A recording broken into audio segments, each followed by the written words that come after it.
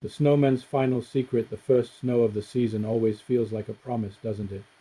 It fell softly that day, blanketing the whole world in a quiet white hush. For a little boy named Leo, it was a day for magic. He watched from his window as the flakes gathered and knew he had a mission. He was going to build a friend.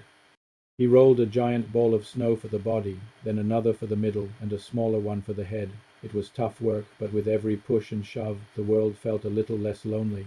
He found two perfect lumps of coal for the eyes, and they seemed to glitter with a secret life all their own. A bright orange carrot made for a perfect nose.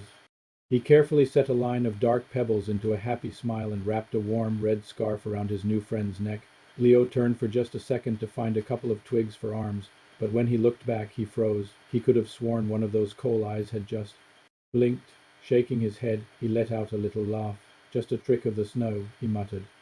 But as he went inside, he couldn't shake the feeling he was being watched by the kindest eyes he'd ever seen. That night, the world was still and silver under a full moon. Leo just couldn't sleep. He crept over to his window and peered into the garden, and there, right where he'd left him, the snowman was glowing with a soft, silvery light. Leo's heart did a little flip. He tiptoed downstairs, quietly opened the back door, and didn't even notice the cold air that hit his face. The snowman slowly turned its head, its pebble smile seeming to widen. It raised a twiggy arm in a slow, gentle wave. Leo wasn't scared at all. He felt a deep sense of rightness, like he'd been waiting for this very moment his entire life. He walked toward the snowman, and right there, under the silent, watchful stars, a friendship deeper than words began. The snowman took Leo by the hand. His touch wasn't cold like you'd expect, but felt like the crisp, clean air of a perfect winter morning. And then their feet lifted off the ground, gently at first, and then with a joyful rush. They were rising, floating right past Leo's window and over the rooftops of the sleeping town. They soared through the night sky, a quiet, graceful dance among the clouds. Below them, the world was a beautiful patchwork of dark forests and twinkling streetlights.